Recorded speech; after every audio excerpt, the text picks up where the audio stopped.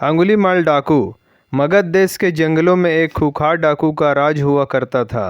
वह डाकू जितने भी लोगों की हत्या करता था उनकी एक एक उंगली काटकर माला की तरह गले में पहन लेता। इसी वजह से डाकू को सभी अंगुलीमाल के नाम से जानते थे। मगध देश के आसपास के सभी गांवों में अंगुलीमाल का आतंक था। एक दिन उसी जंगल के पास के ही एक गांव में महात्मा बुद्ध पहुँचे। साधु के रूप में उन्हें देखकर हर किसी ने उनका अच्छी तरह स्वागत किया।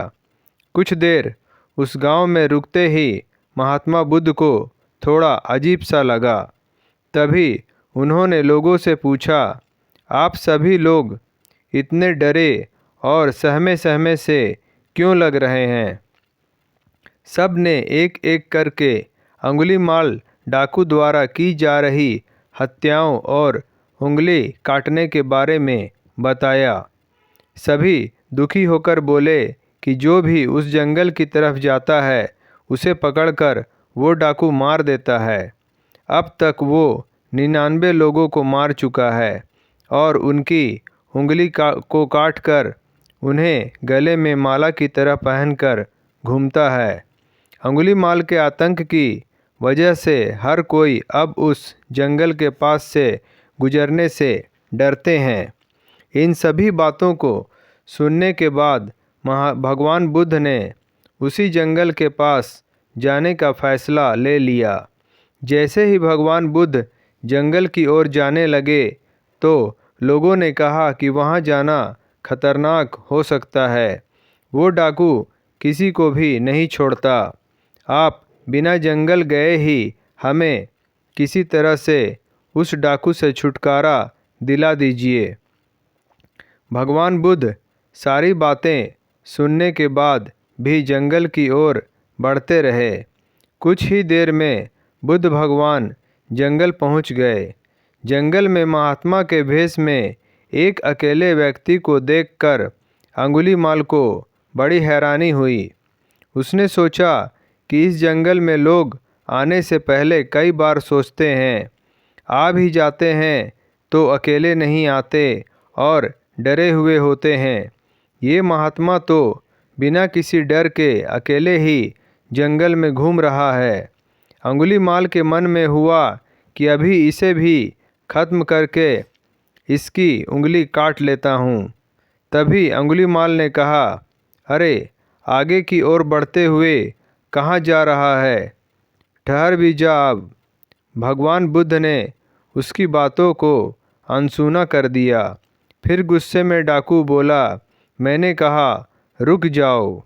तब भगवान ने उसे पलट कर देखा कि लंबा चौड़ा बड़ी बड़ी आँखों वाला आदमी जिसके गले में उंगलियों की माला थी वो उन्हें घूर रहा था। उसकी तरफ देखने के बाद बुद्ध दोबारा से चलने लगे।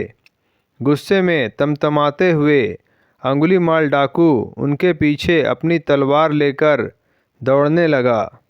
डाकू जितना भी दौड़ता लेकिन उन्हें पकड़ नहीं पाता। दौड़ दौड़ कर वो थक गया। उसने दोबारा कहा, रुक जाओ वरना मैं तुम्हें मार दूंगा और तुम्हारी उंगली काटकर मैं 100 लोगों को मारने की अपनी प्रतिज्ञा पूरी कर लूँगा। भगवान बुद्ध बोले कि तुम अपने आप को बहुत शक्तिशाली समझते हो ना, तो पेड़ से कुछ पत्तियाँ और टहनियाँ तोड़कर ले आओ। अंगुलीमाल ने उनका साहस देखकर सोचा कि जैसा ये कह रहा है कर ही लेता हूँ। वो थोड़ी देर में पत्तियाँ और टहनियाँ तोड़कर ले आया और कहा, ले आया मैं इन्हें। फिर बुद्ध जी कहने लगे, अब इन्हें दोबारा पेड़ से जोड़ दे। यह सुनकर अंगुलीमाल बोला, तुम कैसे महात्मा हो? तुम्हें नहीं पता कि तोड़ी हुई चीज़ को दोबारा नहीं जोड़ सकते हैं? भगवान बुद्ध ने कहा कि मैं यही तो तुम्हें समझाना चाहता हूँ कि जब तुम्हारे पास किसी चीज़ को जोड़ने की ताकत नहीं है तो तुम्हें किसी वस्तु को तोड़ने का अधिकार भी नहीं है। किसी को जीवन देने की क्षमता नहीं तो मारने का हक भी नहीं। यह सब सुनकर अंगुलीमाल के हाथों से हथियार छूट गया। भगवान आगे बोले, तू मुझे रुक जा कह रहा था। मैं तो कब से स्थिर हूँ। वो तू ही है जो स्थिर नहीं है।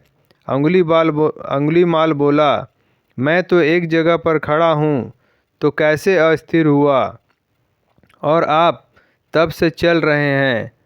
बुद्ध भगवान बोले, मैं लोगों को क्षमा करके स्थिर हूँ और तू हर किसी के पीछे उनकी हत्या करते हुए भागने की वजह से अस्थिर है। यह सब कुछ सुनकर अंगुलीमाल डाकू की आंखें खुल गई और उसने कहा, आज के बाद से मैं कोई अधर्म वाला कार्य नहीं करूँगा। रोते हुए अंगुलीमाल डाकू भगवान बुद्ध के चरणों पर गिर गया। उसी दिन अंगुलीमाल ने बुराई का रास्ता छोड़ा और वो बहुत बड़ा सन्यासी बन गया। दोस्तों, आपको हमारा वीडियो पसंद आया हो तो लाइक करें, शेयर करें, सब्सक्राइब करें और हमारे नए वीडियो के लिए बेल आइकॉन ज़रूर दबाएं। धन्यवाद।